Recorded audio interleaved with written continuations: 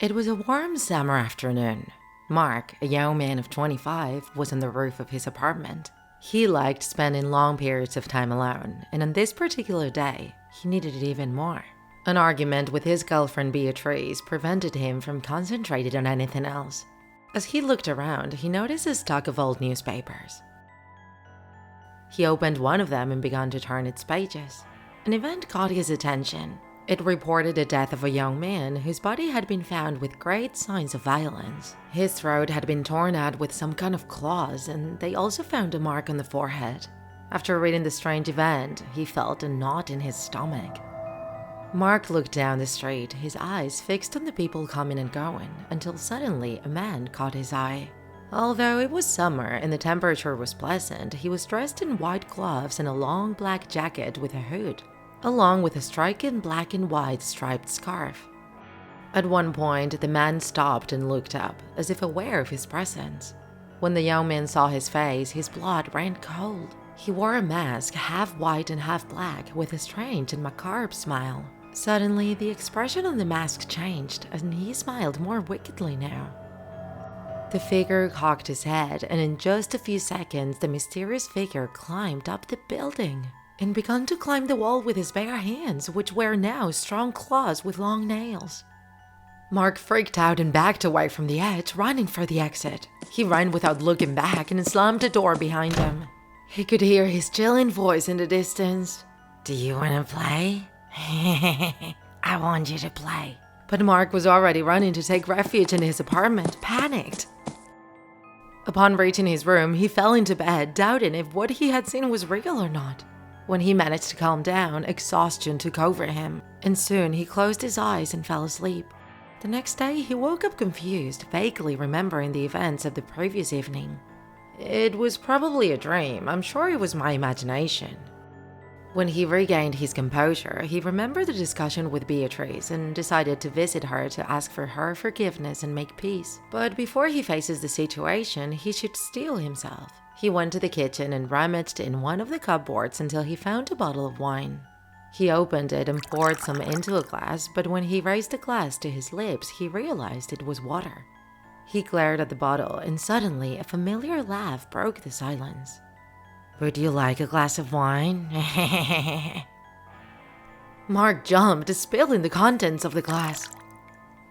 Without waiting for more, he fled the apartment in a hurry and went to his girlfriend's house.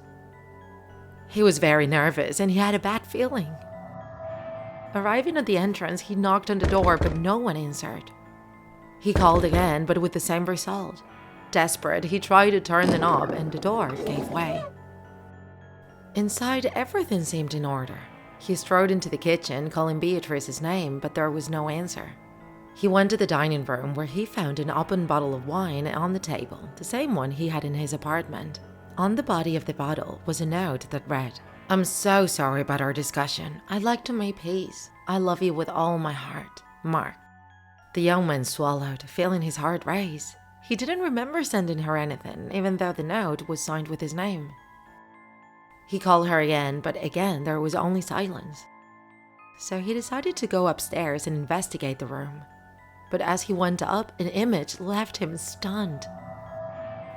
Beatrice was lying on the floor, cold and completely still, and Mark knew that she was dead.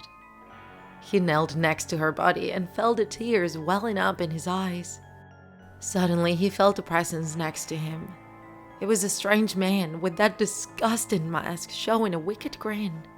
"How sweet of you," he exclaimed. "She drank it and then she died. It was poison." The strange man yelled, laughing. Mark entered the room where he knew Beatrice kept a gun. He opened a drawer of the nightstand and found a gun. He turned around and the strange man's evil smile greeted him. "The wine's out," he said mockingly. Mark, blinded by rage, pulled to safety and fired. But the strange man had not only dodged the shot, but climbed onto the wall of the room, climbing up to the ceiling as he had done the day before. From up there, he pronounced in a dark voice in an annoyed tone, "You're boring." And with a snarl, he lunged at Mark. The police didn't take long to go to Beatrice's apartments after the neighbors called when they heard the shot. They found both bodies, and in a first search, they determined that Mark had poisoned his girlfriend, but they couldn't explain what had happened to him. The body was found in a huge pool of blood. His throat had been slit by strong claws that seemed to belong to some animal. Stains were found on the walls and ceiling of the room, but no evidence confirmed the identity of the culprit. And on Mark's forehead, a mysterious inscription. If you enjoyed this video, don't forget to like it. And if you want to see more Draw My Life videos, subscribe to our channel. See you on the next episode.